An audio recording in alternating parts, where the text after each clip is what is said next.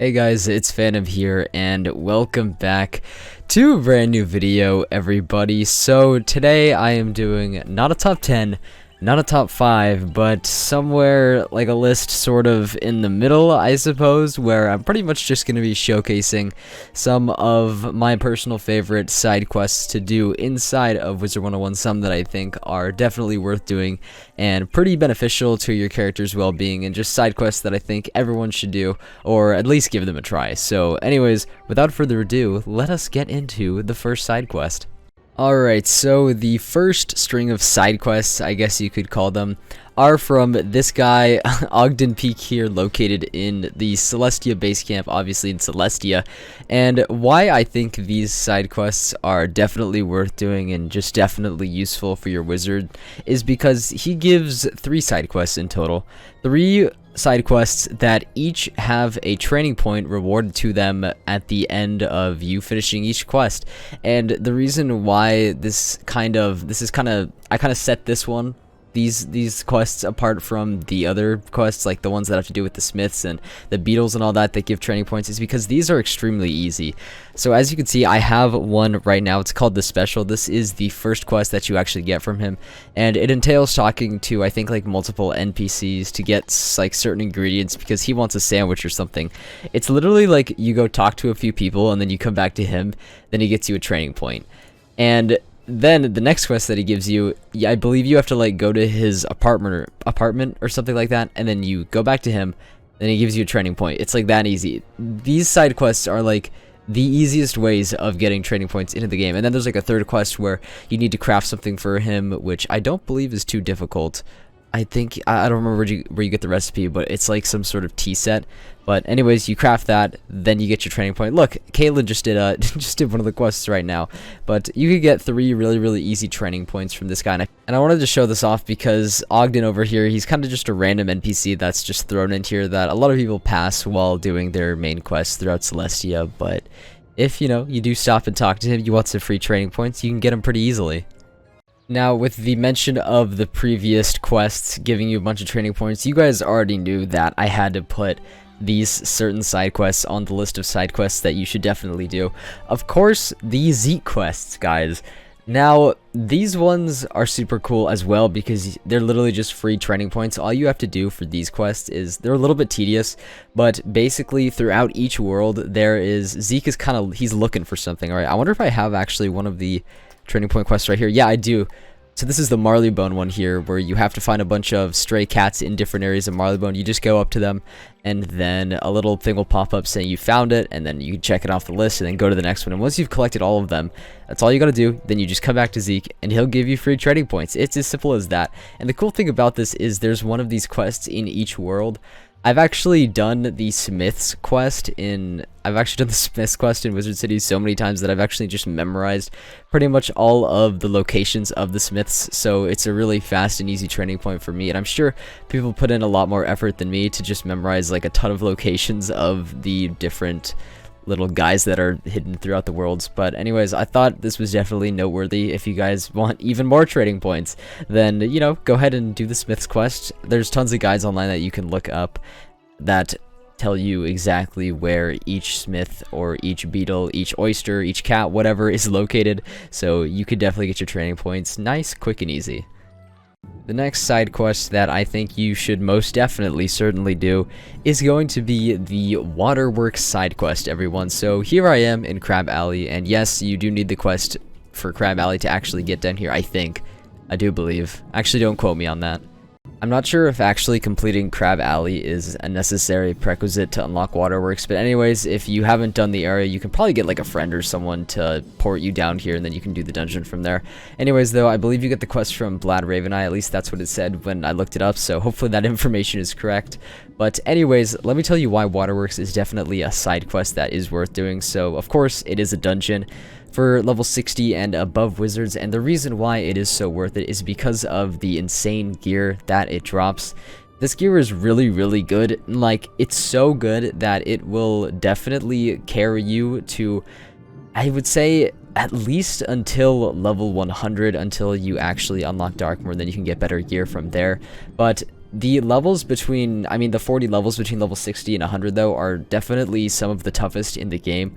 So you're definitely going to want to equip yourself with the best gear possible. And at least for me personally, I think the best way of going about that is going to the Waterworks dungeon.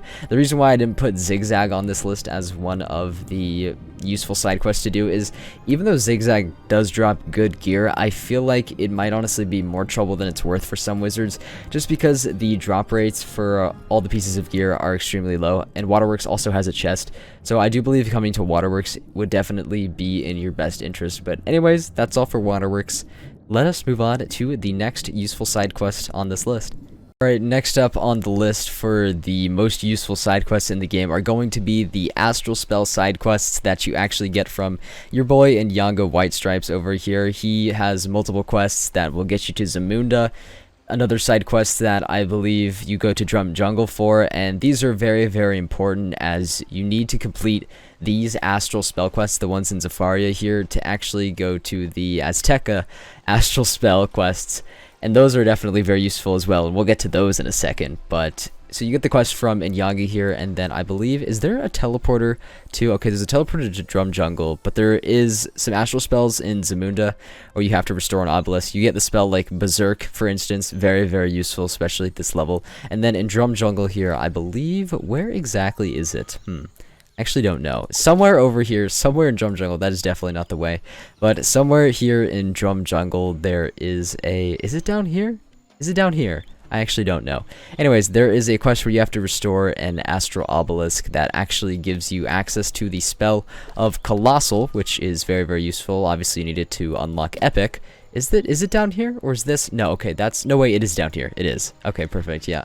Hello, Mago. Anyways, this Sun School Trainer, though, it unlocks, like, these things where you can unlock those Astral Spell enchants. Very, very important, very, very good for, you know, upgrading your, not upgrading your spells, but upgrading your enchants to enchant your spells with.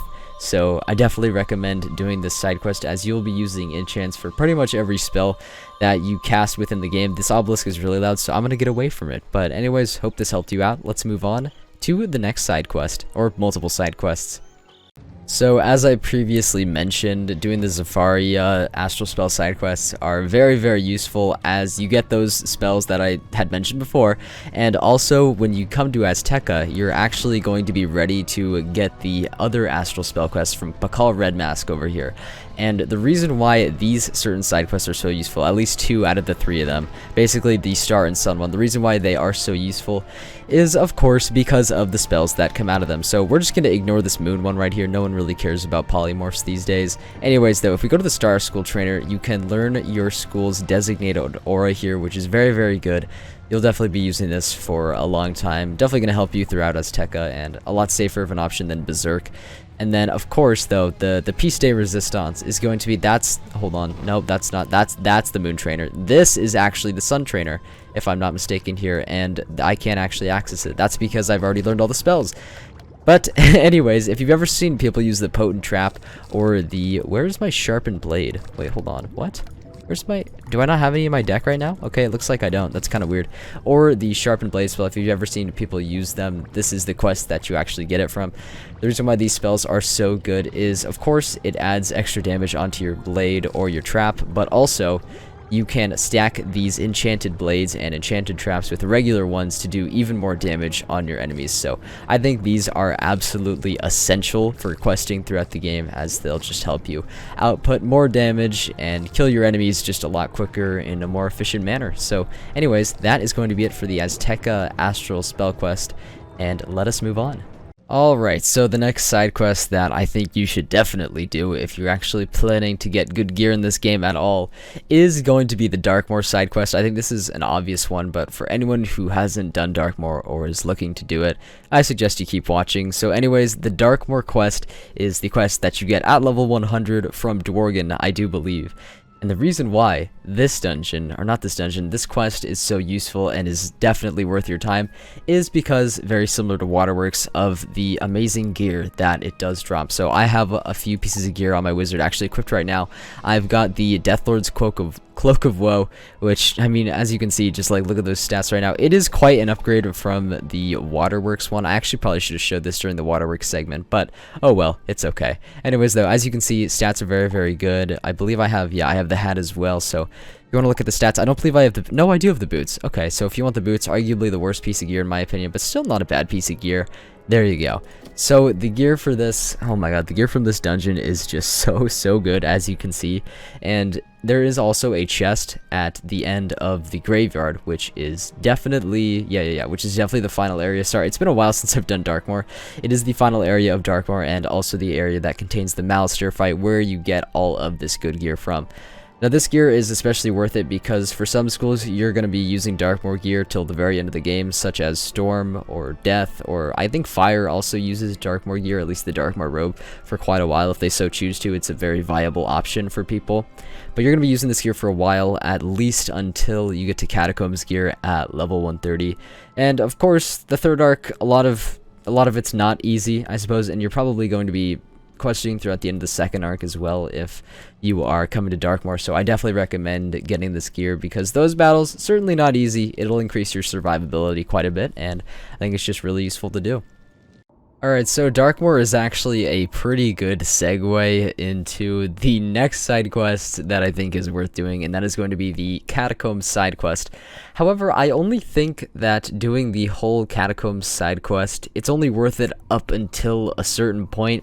So basically why I think that it is very worth it is because you can actually get these reagents, these alchemical reagents, to actually craft this Dragoon gear as well as the Vanguard gear that I have on this wizard as well that I can show off. Hold on. Yeah, so there's the fire hat. I'm actually on my fire right now because it's the only wizard that I have done this quest on, but I also have Dragoon gear on my death. But there you go. You can craft this absolute beast endgame gear that you're going to be using all the way up until the end of Caramel for its set bonus. It's just amazing stats. There is really no other piece of gear in the game better for PvE than the Dragoon gear. The Dragoon hat and boots, at least, you're just going to be rocking for an extremely long time.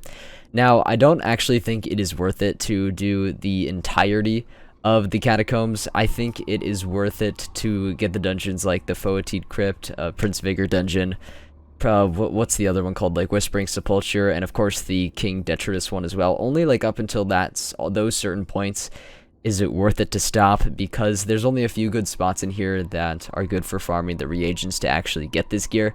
And then once you've done that, I mean, there's pretty much no need to keep going. That there really isn't. People pretty much only come here for the gear, and that is one of the reasons why that I haven't defeated the Devourer yet, as so many of you like to point out in my comments, because I just don't think it's simply worth it. There's a lot of difficult battles in here. That is by far the most difficult, and as part of this side quest, I think that it's only worth it to come to a few areas for reagents. It's mainly King Detritus, but you know, there's a few other good spots as well that some people prefer, but that is why I think the Catacombs side quest is extremely worth it to do. You can just get amazing gear from it, and yeah. Anyways, let's move on to the final side quest on this list, or I suppose multiple side quests. I haven't actually really put a singular side quest in like a place on this list because there are just so many that are actually worth doing. But anyways, enough of me rambling. Without further ado, let's get into the final spot on this list. And to finally round off the list of most worth it side quests in the game is going to be pretty much every single side quest in Caramel. And I know that might honestly seem a little bit weird to put just an entire world's amount of side quests on this list, and the reason why I put it here is because each side quest, as you can see, let's just talk to the ambassador here, actually gives you spell elements for your Caramel spells. So it really kind of depends on what wizard you are. So for example, I'm on my death right now, and getting spell elements for the snack attack spell wouldn't be very useful because the spell isn't that good in and of itself. But let's say if you're on like a storm wizard, the Sound of Musicology spell is like an upgrade of bugs if you can actually get the spell leveled up twice in a certain direction. But anyways, if you have, if you're one of those spells which actually got a good spell from Caramel, then it is definitely worth it to get the spell elements to upgrade. And a great way to actually get the spell elements, besides farming certain bosses, is to do all the side quests in Caramel. So pretty much just guaranteed spell wins from those. Of course, you get them from the main quest line as well, but you are definitely going to need a lot more spellments than just the spellments that you get from the main quest line. So I haven't done a single caramel side quest, and I have 64 from the main quests. So yeah, you're definitely gonna need more though if you want to upgrade it, you know, for both tiers. Anyways though, that is pretty much it for the video. I hope this did help you and kind of guided you in the right direction of which side quests to look out for in Wizard 101. If this did help you, or maybe you just liked it, then consider dropping a like or maybe subscribing if you're looking forward to more content in the future. Post lots of WizVids. We're almost at 10k, so your support would be very much appreciated. But anyways, that's gonna be all from me, everyone. I'll see you on the next video or stream, whatever that may be. So take care and peace out, guys.